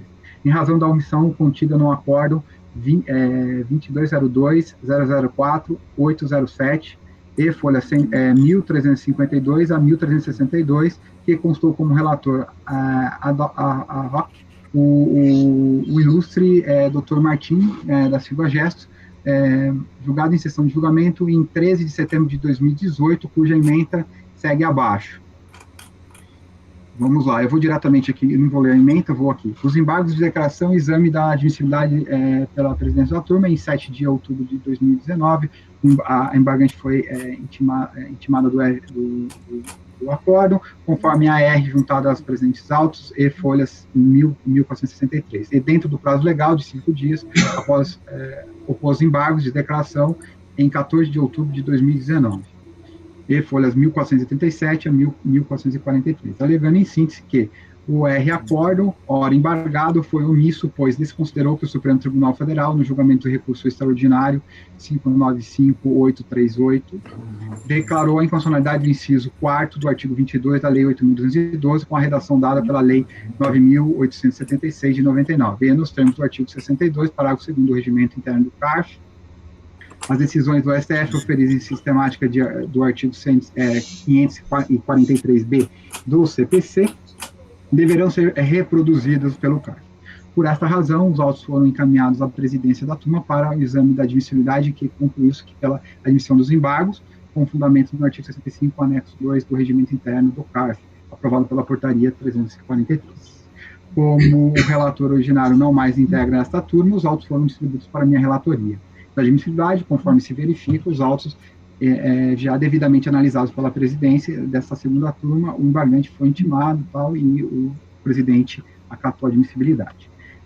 Do mérito dos embargos de declaração, da análise dos presentes autos, de fato, conforme já constatado pelo ilustre presidente dessa turma, o CARF não é competente para declarar inconstitucionalidade de dispositivo de lei. No entanto, quanto ao julgamento do recurso voluntário, o Supremo Tribunal Federal já havia declarado inconstitucionalidade do inciso 4º do artigo 22 da Lei 8.212, com a redação dada pela Lei 9.876 de 99, quando o julgamento do recurso extraordinário 595.838, com repercussão geral reconhecida. Vejamos a seguir a cronologia. Então, aqui temos os eventos. Sessão de julgamento do STF ocorreu em 23 de abril de 2014, sendo publicado no Diário da Justiça em 8 de outubro de 2014. Resolução do Senado 10, em 30 de março de 2016. Sessão de julgamento do recurso voluntário do Acórdão, 13 de setembro de 2018.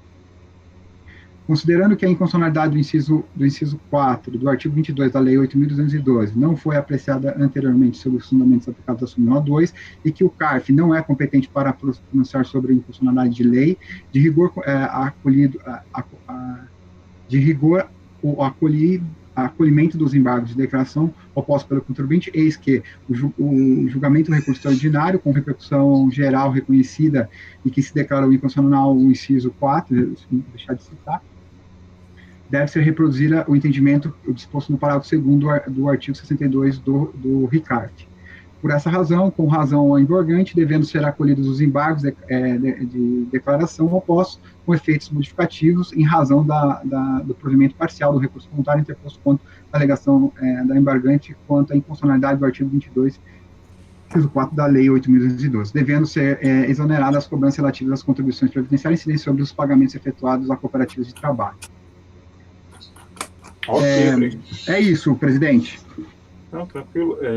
Estou vendo aqui. Ok. Dúvidas? Está bem conduzido aí o voto. Vou passar o Mário, por favor. Eu tenho duas dúvidas aqui. Primeiro, se o embargo pode fazer isso, né? Desonerar mais do que foi decidido. Isso é função. Isso pode ser decidido em embargo, de sede de embargos. Tranquilamente. Acontece cotidianamente isso aí. Embargos têm efeitos modificativos para, inclusive, cancelar a exigência. Não pode ter o contrário, o embargo não pode majorar. Reformar impérios não, mas reformar-os em sentido contrário é bem tranquilo. A segunda é o dispositivo. Né? O segundo é o dispositivo, porque parece que no recurso, na decisão original, já tinha havido desonerações, né? Então, essa parte aí está atribuída ao julgado para dar parcial provimento ao recurso voluntário. Aí não seria passamento. Eu fiquei na dúvida se seria o recurso voluntário ou está dando provimento aos embargos. Eu acho que talvez, se eu entendi toda dúvida, eu acho que talvez fosse o caso para que sejam excluídas também, né? Isso, né, porque já foi excluído ampliar o que foi decidido lá no outro. Para que sejam excluídos também do lançamento esses valores, já que foi parte. Aí eu solicito aí que só dá uma olhadinha, bem rápido, pode ser agora, só ver que foi a matéria do recurso voluntário original. Na emenda está falando aqui, teve a questão doações que foi excluída, parece, e a aplicação da lei posterior mais benéfica. Então já foi dado parcial provimento, né? Então seria ampliar esse provimento. Incluir o provimento, né? Isso, ampliar o provimento do outro. Pegar o dispositivo do original e juntar com esse, né? Eu concordo. O Ricardo quer falar, por favor, Ricardo. É só uma questão formal muito pequena, mas o embargante é a Fundação Gerdau interessado em Fazenda Nacional, no cabeçalho dos embargos. Eu troquei, me desculpa. É verdade, peraí. E que a turma ainda está atenta, né? Se fosse Tá. Então esperto. Se fosse 6h30, já ia passar. Mas na hora da correção eles iam checar isso, obviamente.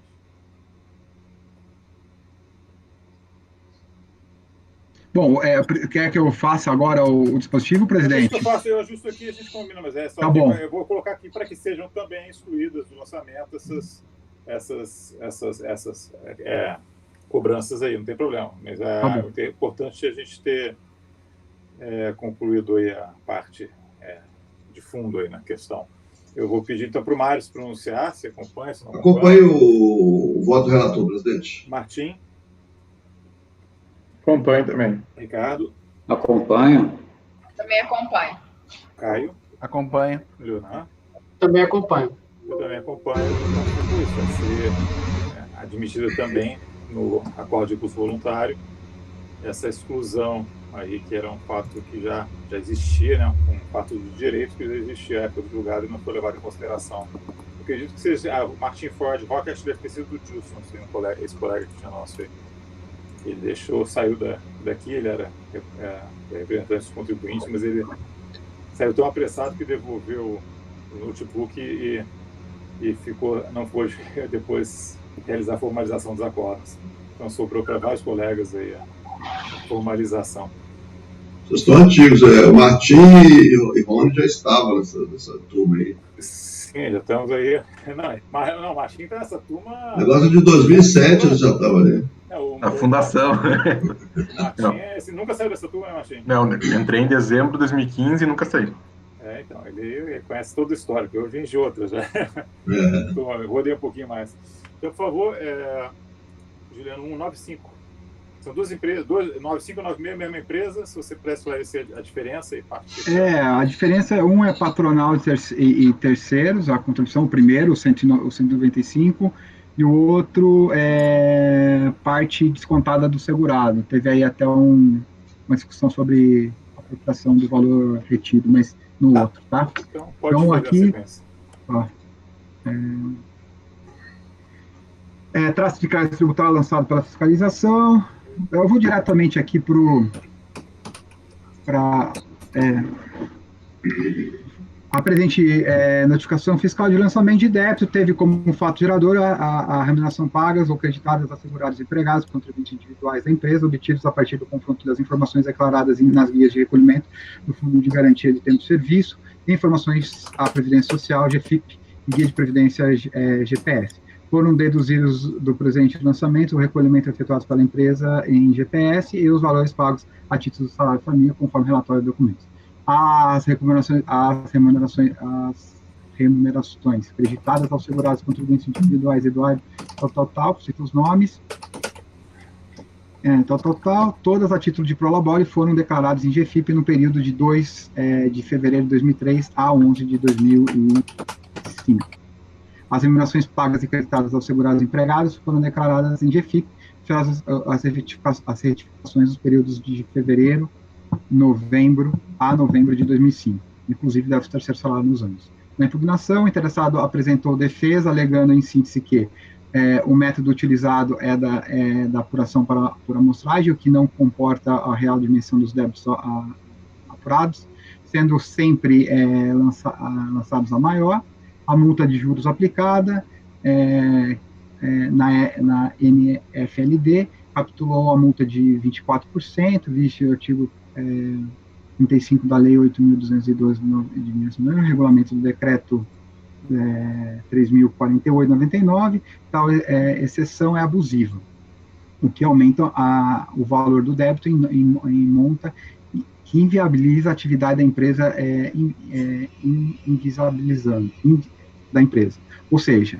o pagamento. Deve-se converter o presente notificação em diligência para apuração do valor efetivamente devido e somente após retornar a cobrança em questão. Não se pode aceitar a correção dos valores pela taxa Selic nos termos do artigo 61. Assim, temos flagrante inconstitucionalidade da taxa posta à discussão, uma vez que o direito tributário, tanto correção monetária como juros.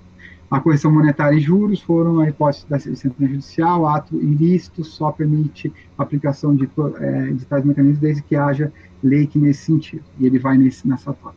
No caráter de confisco da exação capitulada, somente regular, imparcial, perícia pode atestar que o tributo tal como lançado, de fato, inviabiliza a atividade empresarial do embargante, o que não pode ser permitido. A incidência de tais fatores de correção de débito fere claramente o princípio constitucional, como demonstrado na defesa. Pedido: requer o conhecimento e provimento da defesa, reconhecendo a incapacidade do processo de fiscalização por amostragem, e se apurar o real débito, e ainda que seja declarado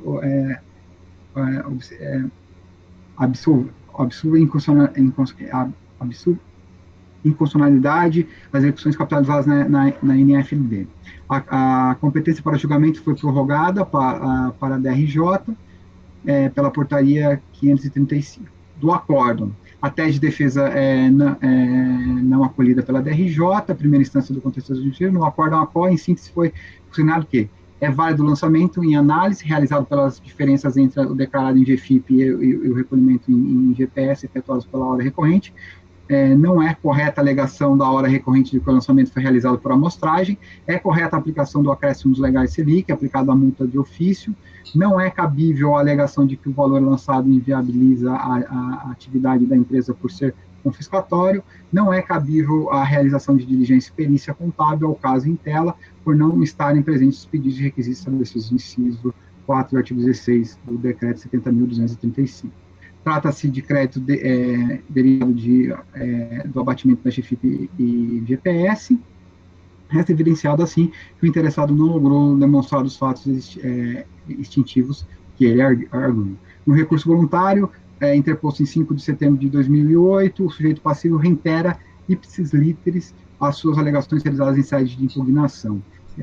Isso é o relatório, passo ao voto. O recurso voluntário atende todos os pressupostos de admissibilidade intrínsecos relativos ao direito de recorrer, e dele eu conheço. Pois bem, as alegações da recorrente de não aplicação da taxa Selic, bem como dos aspectos confiscatórios do lançamento, não devem prosperar, pois já foram simulados por esse egrégio Conselho Administrativo de Recursos Fiscais, como podemos verificar. A aplicação da taxa Selic como juros de mora encontra a previsão legal e já objeto da súmula 4, e transcrevo. O artigo 13 do Código Tributário Nacional, e enunciado que a obrigação tributária tributária e principal ou acessória, estabelece que foi de cobrança o direito de exigir o pagamento do tributo, ou direito de exigir a adimplemento em pecúnia, do valor equivalente à penalidade imposta. Deve ser tratado de igual maneira por todos os fins de exigibilidade. Vejamos também a súmula 108 nesse sentido. Não compete a esse egrégio tribunal pronunciar sobre a legalidade e constitucionalidade das leis pela súmula 2. Ademais, como o recorrente traz as mesmas alegações da impugnação, eu adoto as conclusões da DRJ para fundamentar o meu voto, e termino nele dizendo que, ante o exposto, voto por negar provimento ao recurso pelo sumário do resumo do acórdão que eu fiz acima, presidente. Ok. Senhores, dúvidas? Vamos passar a votação, então. Martim? Martim não. Mário, por favor. Acompanhe o relator, presidente. Também acompanho o relator. Sim. Ricardo? Acompanho. Ludmila? Acompanho. Caio? Acompanha o relator. Leonan? Acompanho o relator. Também vou acompanhar. Então, ficou por unanimidade de votos negar provimento ao recurso para esse item. Pode passar para o próximo, doutor. O próximo é do mesmo contribuinte, são basicamente as mesmas alegações, só muda um pouco a matéria, e estou indo na mesma direção. Vocês preferem que eu leia um pouco ou querem dar uma olhada? Quer que eu... Presidente? Acho que todos abram aí a minuta, né? E se dá só uma olhada se tem alguma argumentação. Eu vou falar das razões aqui da DRJ, porque eu estou adotando ela como as premissas do meu voto, e aí fica mais fácil para todo mundo. Pode ser. Ó, a tese de defesa não foi acolhida pela DRJ, aí tem as folhas 105 a 111, primeira instância do contencioso tributário, no acórdão da DRJ Rio de Janeiro 1, e se foi consignado que é válido o lançamento em análise realizado pelas diferenças entre o declarado em GFIP e o recolhimento em GPS, efetuados pela hora recorrente. Não é correta a alegação da hora recorrente de que o lançamento foi realizado por amostragem. correta a aplicação do acréscimo legais Selic, não é cabível a alegação de que o valor lançado inviabiliza a atividade da empresa por ser confiscatório. Não é cabível a realização de diligência, perícia contábil ao caso. Trata-se de crédito derivado de abatimento de GFIP e GPS, construção de dívida fiscal versus recolhimento. Resta evidenciado, assim, que a interessada não logrou demonstrar o fato distintivo por ela arguido. É isso. E ela replica tudo no recurso voluntário. Aí eu cito as mesmas súmulas nas minhas razões de decidir, súmula 4 do CARF, súmula 108, súmula 2, e também transcrevo aqui as alegações da DRJ. Ok, e tá, então caminhando por negar provimento também. Caminhando por negar provimento também. Ok, passar a votação então. Mário? Acompanhe o relator, presidente. Martim? Acompanho o relator, presidente. Ricardo? Acompanho o relator. Ludmila? Acompanho. Leonan? Acompanho. Caio acompanha também. Leonan acompanha. Então, eu também acompanho. Então, por unanimidade de votos, se negar provimento. Vamos passar para o item 197, Multicel. Vamos lá, a Multicel. A Multicel é um CFL 59, também não tem os autos principais, mas essa aqui está mais evidente ainda a decadência. Então, eu vou diretamente para o ponto da decadência, tá? Vou para as conclusões, para a gente não perder tempo. Nos cabe destacar também que, no caso desta multa, CFL 59, de valor fixo, deveremos observar o período de competência objeto do lançamento para verificarmos se houve ou não a ocorrência da decadência. Frisamos que bastará o descumprimento de apenas uma das competências dentro do prazo decadencial para o lançamento ser mantido na sua forma original. Pois bem, o recorrente deveria ter descontado e arrecadado as contribuições de segurados e necessidade sobre a nominação dos segurados empregados a seu serviço. Na situação em foco, o período fiscalizado compreende as competências de janeiro de 1996 a dezembro de 1998, de folhas 13. Ora, se considerarmos que a competência mais recente, objeto do lançamento, refere-se a dezembro de 1998, e aplicarmos a regra do disposto no inciso 1º do artigo 173, considerando ainda que o início da contagem, a contagem é o primeiro dia do exercício seguinte, que no caso é 1º de janeiro de 1999, bem como que o prazo final para se efetuar o lançamento seria 1º de janeiro de 2004, concluímos que realmente o lançamento em questão foi alcançado pela decadência, uma vez que a recorrente tomou ciência da infração em 11 de outubro de 2006. Desta forma, devido ao transcurso de prazo superior a 5 anos, considerando a contagem de prazo do primeiro dia do exercício seguinte, a qual a autoridade fiscal poderia efetuar o lançamento, 1º de janeiro de 1999, nos modos do inciso 1º do artigo 173 do CTN, tendo em vista que a recorrente teve ciência do lançamento em 11 de outubro de 2006, e folhas 3, confirma-se que o lançamento foi alcançado pela decadência. O disposto, voto por dar provimento ao recurso para reconhecer a ocorrência da decadência em todo o período lançado. Esse é meu voto, presidente. Perfeito. Alguém chegou a dar uma conferida nas datas? Sempre é bom, né? Nesses casos de decadência. Estou aqui ajeitando os dispositivos. Esse é o item 197.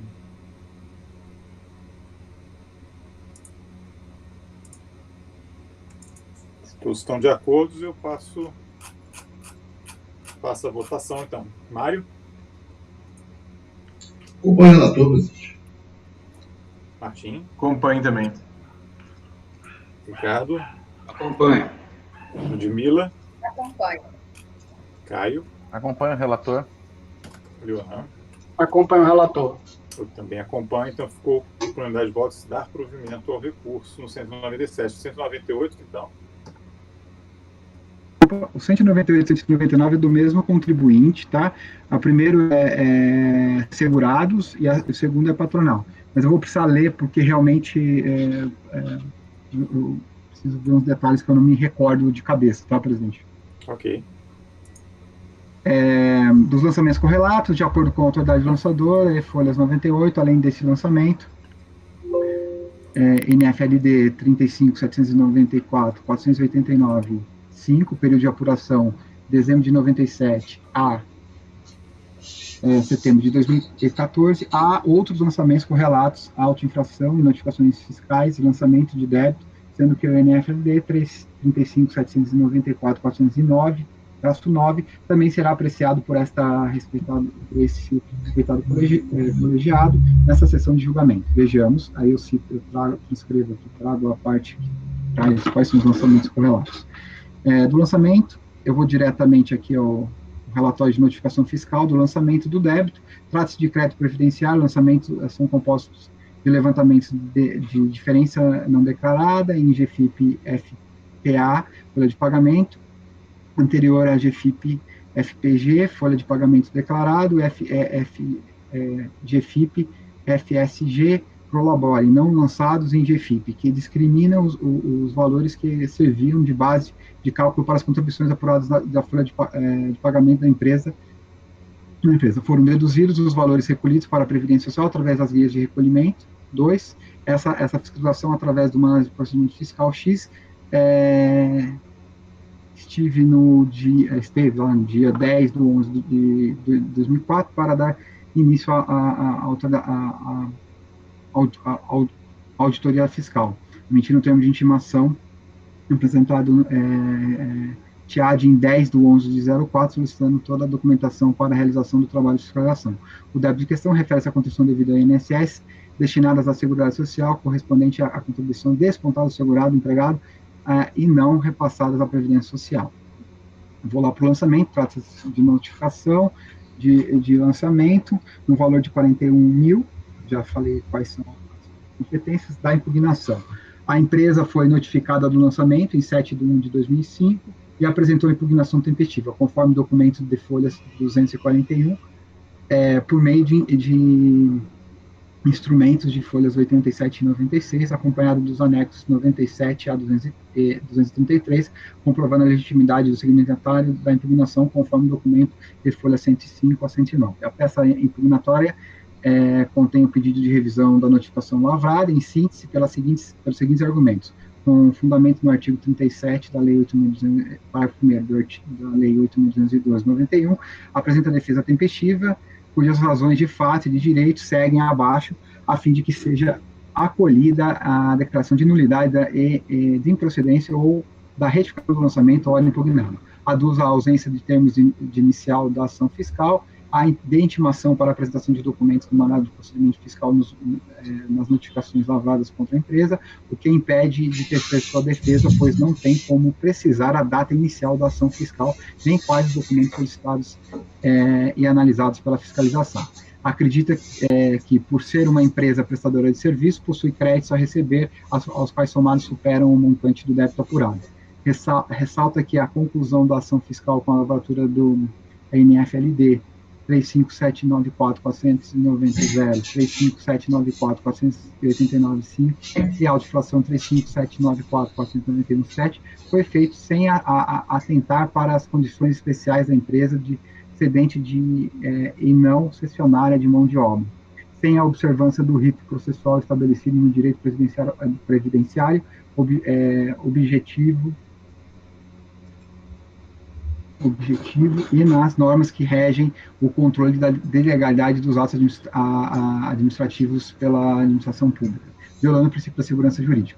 Prossegue mencionando que, com o advento da Lei 9.711, a obrigatoriedade de efetuar o recolhimento da contribuição previdenciária incide sobre a prestação de serviço e da empresa tomadora, e não da prestadora que fundamenta na fundamentação legal do trabalho. Deverá ter sido enfocado o artigo 31, parágrafo 3º da Lei 8.202/91, com a redação da medida provisória 1.663 de 98, convertida no artigo 23 da Lei 9.711 de 98, que conceitua a cessão de mão de obra como a colocação à disposição do contratante em suas dependências ou de terceiros ou segurados que realizam serviços contínuos relacionados ou não com a atividade fim da empresa sancionada.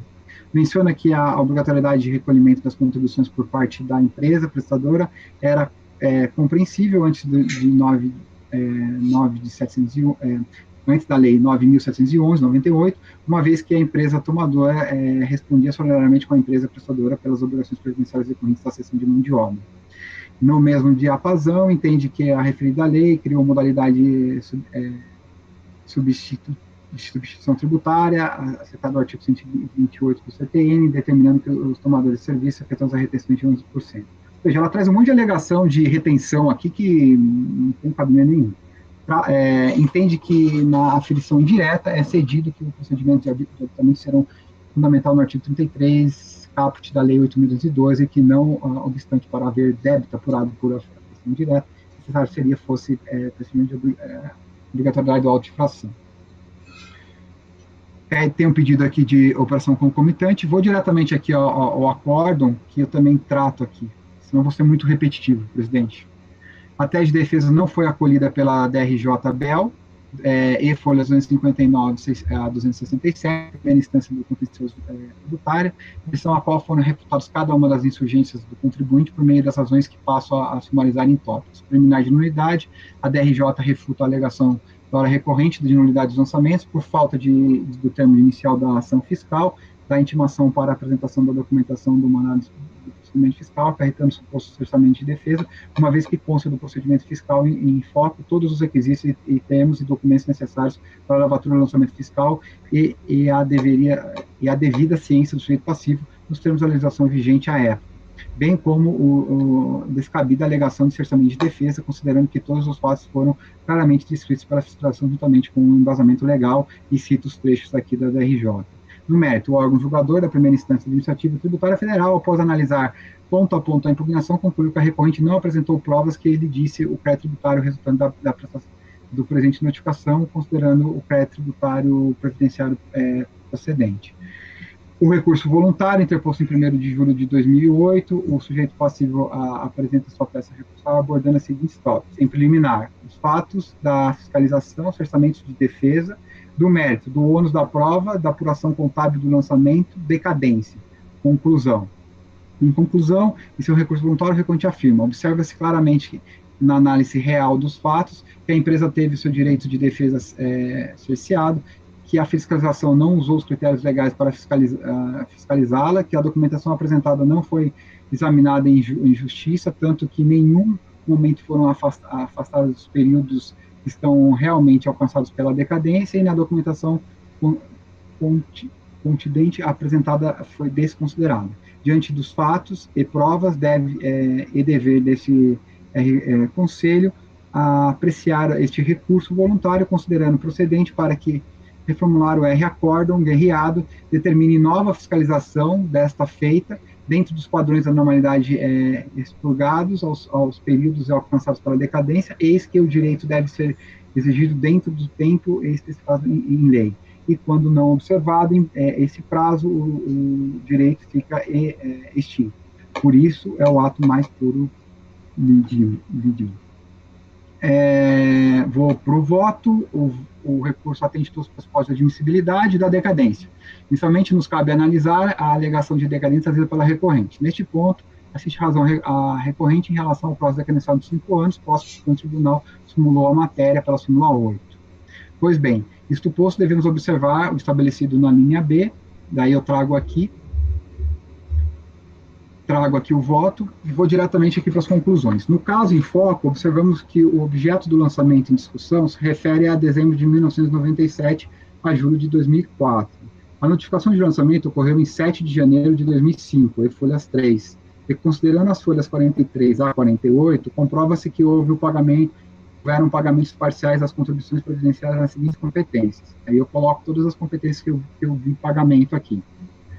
Desta forma, podemos concluir que os lançamentos fiscais referentes aos períodos de dezembro de 97 a novembro de 99, mesmo aplicando-se as regras mais restritivas da contagem de prazo decadencial estabelecidas no inciso 1º do artigo 173 do CTN, foram fulminados pela decadência. Conforme se verifica, portanto, devido o transcurso de prazo superior a 5 anos, conclui-se que os períodos de dezembro de 1997 a novembro de 1999, inclusive, estão extintos em razão da decadência. Da nulidade de cerçamento de defesa. Aqui, em suma, o recorrente alega que a fiscalização não pode proceder de acordo com a sistemática usada na fiscalização, e solicitar a apresentação de livros e documentos que achasse necessário para efetuar o lançamento, agindo de forma oposta e arbitrária, passando sem pedir a arrecadar a documentação que lhe satisfazia, levando-a para fora da empresa, violando o princípio da segurança do cliente. Dentro desse giro de argumentação, o recorrente alega que esta conduta da fiscalização lhe gerou cerceamento de defesa, deixando a fiscalização de considerar decadência do lançamento referente aos anos de 1996 a 2000. Pois bem, não há razão recorrente quanto às alegações, considerando que nos autos desse processo estão acostados os termos de intimação para a apresentação da documentação, TIADs e folha 79 e 80, respectivamente recebidos pelo recorrente em 6 de outubro de 2004, tá? E 11 de novembro de 2004, solicitando à recorrente a entrega de vários documentos e livros. Ora, também não há nenhum indício que a fiscalização tenha desvirtuado o procedimento de fiscalização. Pelo contrário, se vê que o agente fiscal agiu de modos legais exigidos para o cumprimento do seu dever institucional. Ademais, não há que se falar em cerceamento de defesa na fase do procedimento inquisitório, pois nessa fase inquisitória estamos frente ao procedimento de fiscalização e não ao procedimento fiscal, fase do litígio que se inicia com a impugnação. Deixo de ler já, vocês já conhecem esse meu posicionamento. Outro assim, verifica-se que o recorrente exerceu seu direito de defesa plenamente com a apresentação de sua impugnação, de folhas 89 a 98, e com a apresentação do seu recurso voluntário, e folhas 277 a 281, sendo a questão da decadência analisada por este respeitado colegiado em tópico próprio. Além disso, o normativo do contencioso administrativo tributário federal, as hipóteses de nulidades de lançamento fiscal estão enumeradas no artigo 59, que não estão presentes no presente processo. Desta forma, não há razão recorrente em relação à nulidade e à alegação de cerceamento de defesa.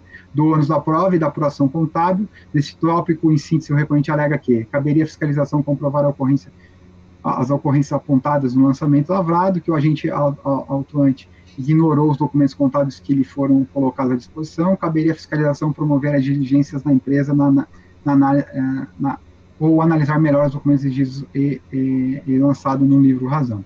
Mais uma vez, não assiste razão a recorrente, quanto a essas alegações. Então, vejamos, a fiscalização procedeu ao lançamento com a devida descrição dos fatos e correspondentes embasamentos legais do lançamento, como podemos verificar no relatório de notificação fiscal, folhas 82 e 83, nos termos do artigo 142 do CTN, especialmente a verificação efetiva da ocorrência do fato gerador tributário, a matéria sujeita ao tributo, bem como o montante individualizado do tributo devido. Nos termos do artigo 142 do CTN, possibilitando a recorrente contestar o lançamento realizado pela fiscalização. Ocorre que temos que no processo administrativo fiscal, tal qual no processo civil, o ônus de provar a veracidade que afirma é do interessado em causa, do recorrente. Ressalta-se que o recorrente, a seu turno, não se incumbiu do ônus que lhe cabia de fazer prova acerca daquilo que alega, mas especificamente não indicou nem demonstrou de forma precisa os documentos que deixariam de ser examinados pela autoridade lançadora ou apresentou qualquer prova aos autos que contraponha as conclusões da fiscalização. Ora, a legislação vigente concede ao atuante o ônus de provar o contrário, porém, no caso em apreço, a empresa não apresenta em nenhum momento da lide qualquer prova no sentido de que as contribuições lançadas não estariam devidas, fazendo apenas alegações genéricas. Assim, não sendo provado o fato constitutivo do direito alegado pela recorrente, com fundamento no artigo 376 do CPC de 2015 e artigo 36 da Lei 9.784, deve ser mantido sem reparo a decisão de notificação recorrida. Por tais motivos, sem razão ao recorrente. Conclusão, vou por dispositivo direto, ante exposto, declaro a decadência dos lançamentos no que concerne às competências até novembro de 1999, inclusive, e quanto ao mérito, voto por negar provimento ao recurso. Esse é o meu voto, presidente. Obrigado, Juliano. Considerações dos senhores? Ricardo, por favor. O mérito é ônus da prova e apuração contábil, né? Exatamente. Isso é cerceamento de defesa, né? É preliminar, né? Eu sugeriria dar uma completadinha na ementa. Só sugestão. Porque lá na ementa está decadência, nulidade, cerceamento de defesa. Não, eu colocaria ônus da prova. Tá bom. Mas é só sugestão, por favor. Não, acho que é cabível e pertinente, Ricardo. Obrigado. Ok. Observação a mais? Não. Passar a votação. Mário? Acompanhe o voto do relator, presidente. Acompanho também. Acompanho. Ludmila? Caio? Acompanhe. Renan? Acompanho também. Também acompanho. Então, ficou por unanimidade de votos, declarada a decadência para esses períodos. E no mérito negar para o movimento.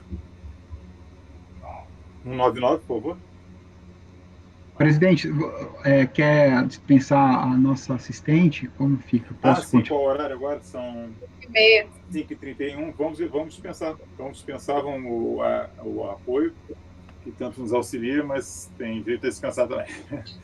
Vamos, então, encerrar a gravação. Por favor, Patrícia e os colegas, Mário e Ludmila. Ok, presidente.